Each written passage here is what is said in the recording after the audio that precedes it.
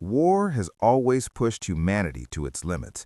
When survival is at stake, morals bend, rules disappear, and innovation turns dark. But even in history's bloodiest eras, there were moments when people stopped and said, "This has gone too far." One weapon crossed that line so completely that it terrified not only its enemies, but its own creators. This weapon didn't stab, it didn't crush, it didn't kill quickly. It burned, hunted, and consumed, and once unleashed, it could not be controlled. This is the true story of Greek fire, the ancient weapon so brutal it was restricted, feared, and ultimately erased from history itself. The world on the brink.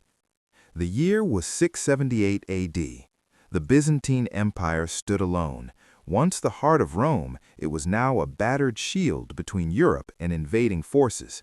From the east came powerful Arab fleets, disciplined, relentless, and confident. Their goal was simple: Constantinople. If the city fell, the empire would collapse, and with it, the balance of the ancient world. The Byzantines were desperate. Their navy was smaller, their soldiers exhausted. Traditional weapons were no longer enough.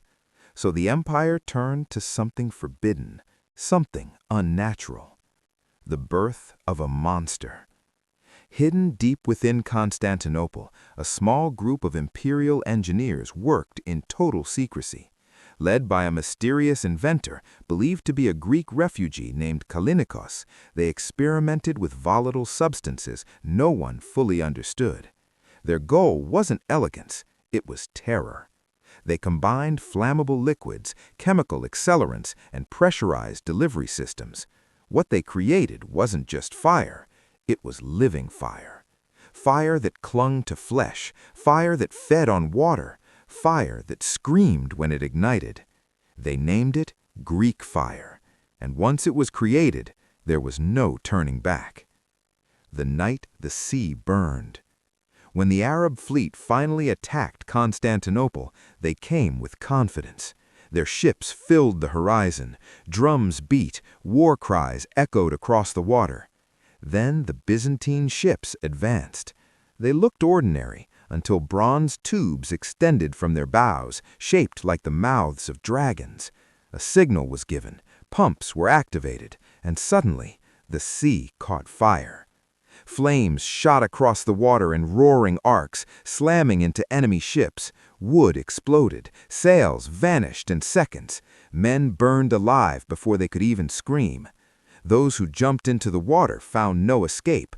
The fire followed them. Oil-coated flames wrapped around bodies, floating, spreading, refusing to die. Panic replaced discipline. Order collapsed. Entire ships turned into infernos. The battle was over almost immediately, not because the enemy was defeated, but because they were broken. A weapon that killed hope. Greek fire didn't just destroy ships, it destroyed courage. News spread faster than the flames. Stories of ships burning on open water reached distant lands. Sailors whispered prayers before every voyage. Some refused to sail at all. Enemy commanders wrote a fire sent from God and liquid death. Even hardened warriors, men who had survived countless battles, admitted there was no defense, no shield, no armor, no strategy. Once Greek fire was released, death was inevitable. That's when its true horror became clear. Why even its creators feared it. Greek fire was nearly impossible to control. If the wind shifted, it could turn back on its own ships. If handled improperly, it could explode before being launched. Accidents killed Byzantine sailors as often as enemies. Worse still, it erased the line between soldier and victim. There were no clean deaths, only screaming, burning, drowning. Commanders began to hesitate. Priests questioned its morality.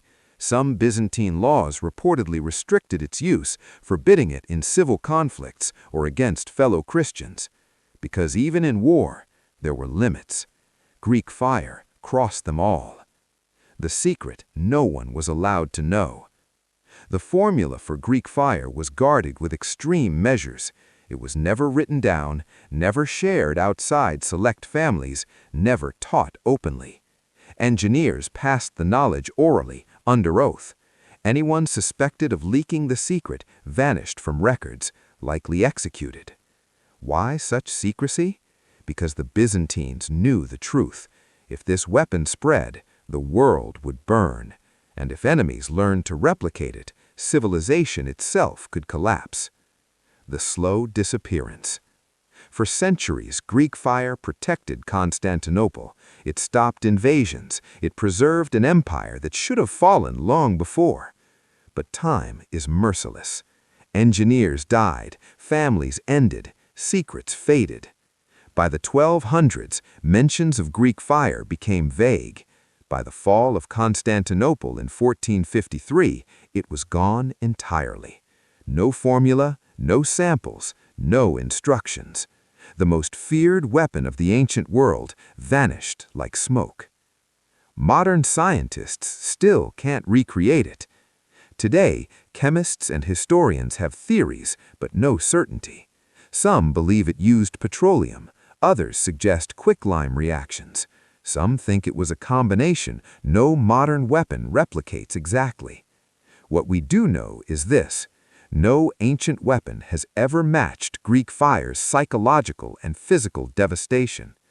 And maybe that's a good thing. The lesson history tried to hide. Greek fire wasn't banned because it failed. It was restricted because it succeeded too well. It showed humanity what happens when innovation outruns ethics, when fear becomes a strategy, when winning matters more than being human. Some weapons don't just end wars, they change who we are. And perhaps that's why Greek fire was allowed to disappear. Some knowledge is too dangerous to survive. Final words. History is not just about victories, it's about warnings. Greek fire stands as one of the greatest warnings ever created, a reminder that power without restraint leads only to ashes, and that even in the darkest ages, humans understood one truth: some weapons should never exist.